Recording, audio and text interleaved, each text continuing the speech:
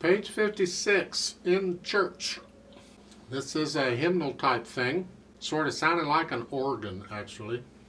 Don't have a lot to say about it. It's in the key of D major. It's got two sharps, F sharp and C sharp. Hopefully you can do a D major scale. If you can't, you need to go learn it, please.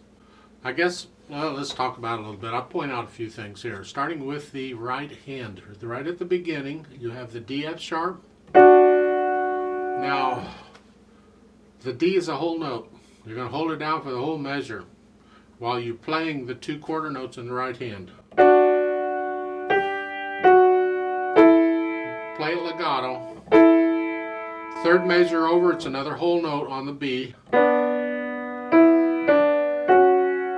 That's an F sharp and a C sharp on that, okay? Second line, figure out the notes. You have, if you count down on the ledger lines, we've had ledger lines and all that, that's a G. Hold the G down.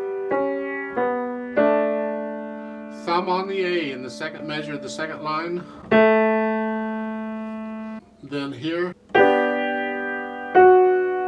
you got to hold the whole notes down as you play any other notes. Now here the melody is the top note. And that's why they're fingering it that way. They want to connect the melody. Okay, because you're going to bring out the melody, remember? You bring out the melody, okay. Third line, same as the first. Last line starts down here. Now, they're showing these fingerings on these chords.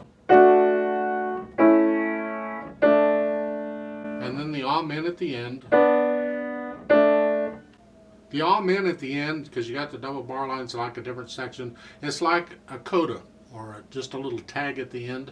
You could actually end the piece with at the third to the last measure on the last line. That's the end of the piece. This other is just an extra added on. And in church hymnals, a lot of times they put an amen at the end of the hymnal. And this is what this is. And while I'm at it, the chords in the amen are a 4 chord and a 1 chord. So if you're playing a church hymnal and you need an amen at the end, you do a 4 chord and a 1 chord and you got it. Left hand.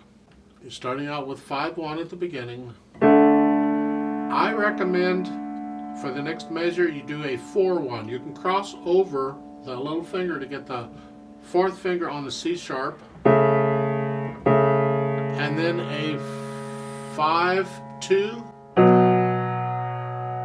and then for the last measure it's a 5-1, and then I would do a 5-2 for the second line, first measure, and then a 4-1 for the next measure.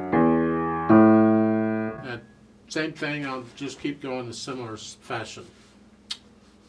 Look at the last line. You're starting out 5-1, then I do a 4-1, 5-2, it's what's written, and then a 5, and then a 2-1.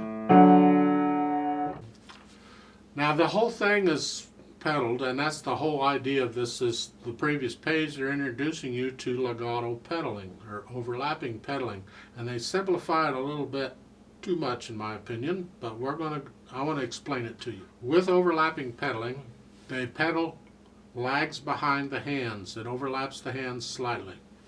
So at the beginning of this piece, I'm going to push the chord down first and then the pedal.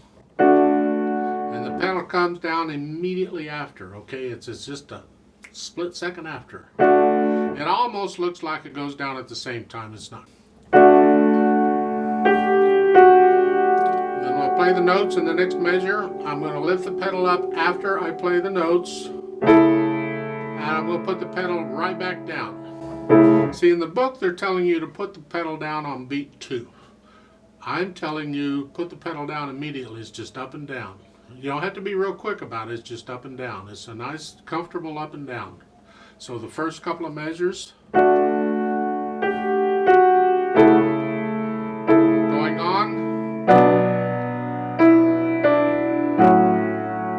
So the overlapping in sound for that split second, the ear doesn't mind it, all right? So play the notes first, and then you lift the pedal up and back down.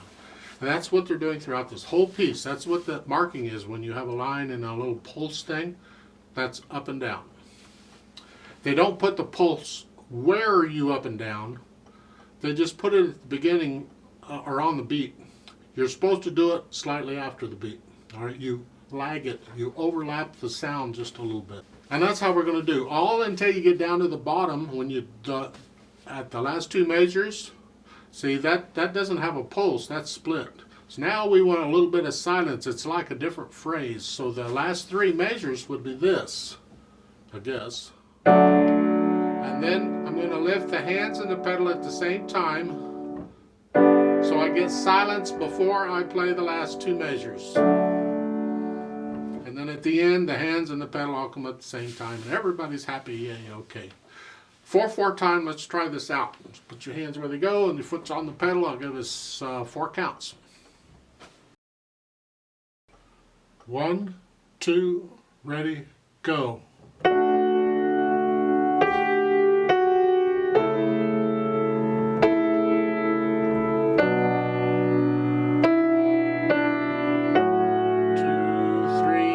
4. 2, 3, 4.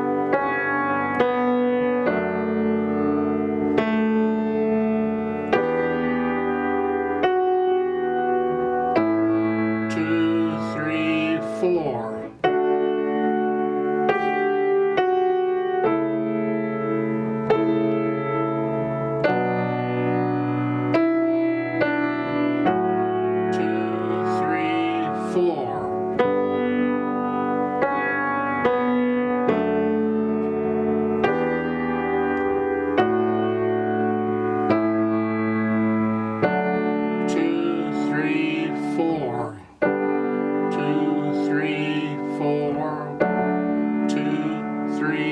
4 off.